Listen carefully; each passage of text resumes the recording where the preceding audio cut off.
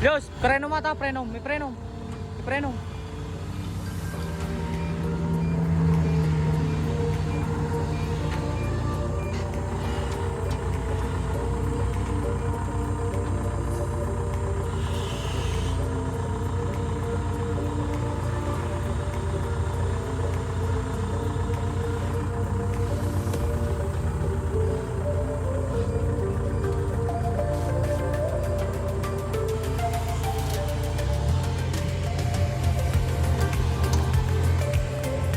Hoy, igidala nata bro. Tapay tagaklabla boss. Okay na.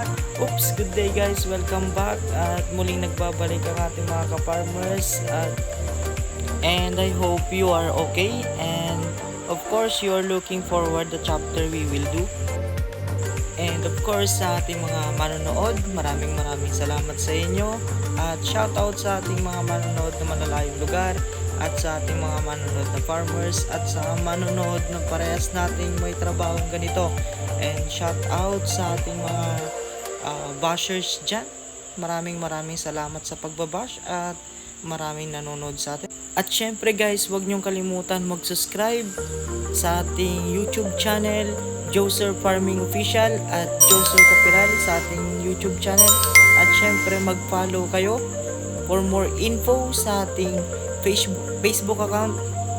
At syempre hindi ko makakalimutan ang mga nag-comment sa atin at syempre yung magko-comment ulit para magpa-shoutout guys.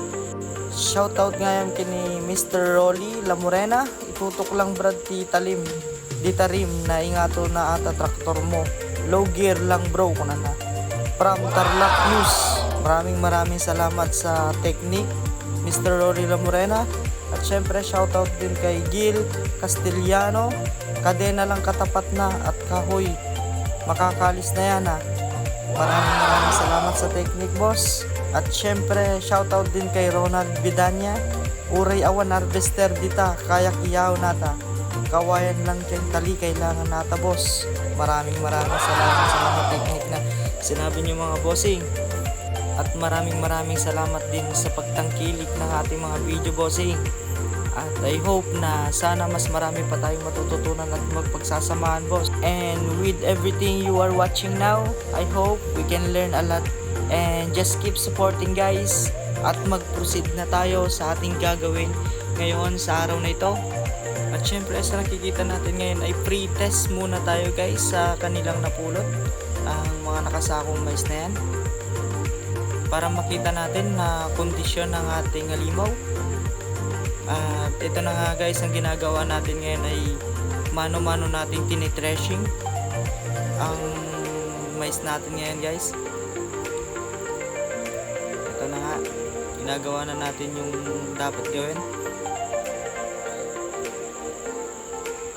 At yun na nga guys, ay makikita natin na medyo may problema sa ating jet fighter kaya ayusin natin, kaya kailangan natin mag free test.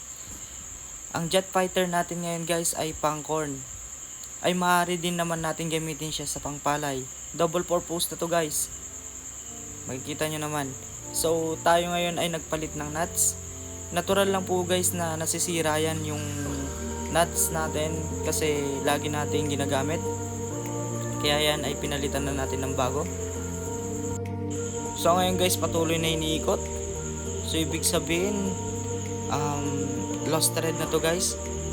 Kasi hindi na naiigpitan, kaya pabalik tayo ngayon para papalitan natin guys ng bago din. Ang jet fighter natin guys ay napaka-importante niyan. Yan kasi guys yung isa sa mga nagki-care ng corn para hindi mahulog o malaglag. At mag-proceed na tayo guys sa pag-harvester dahil sa panahon ngayon ay tagulan na. Kailangan na nating iligpit ito para sabi ng may-ari ay ibebenta niya ito. Nakatutok na yung buyer guys. Kaya ito ngayon sinusundan ng ating tropa kung may mga nahulog. Ang advantage nga pala ng harvester ay para mas mabilis ang paghahanap at may ligpit kagad at pera na mamayang hapon. At disadvantage nito guys ay sa totoo lang ay nawawalan na ng trabaho ang mga kababayan nating mga Pilipino dahil nagkaroon na tayo ng advanced technology, like example itong harvester machine natin ngayon. Kawawa ang mga magsasaka. At syempre ipopromote na naman natin uli ito guys. Maaari nyo kaming kontakin kapag ka magpapa-harvester kayo around San Jose, rice man yan or corn guys, ay maaari nating harvestin.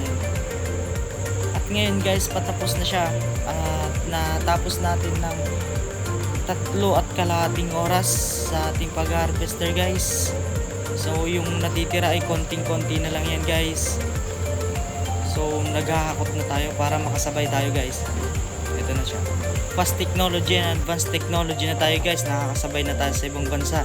So ngayon guys, ito yung final output ay naka 140 kaban siya guys, agad-agad guys.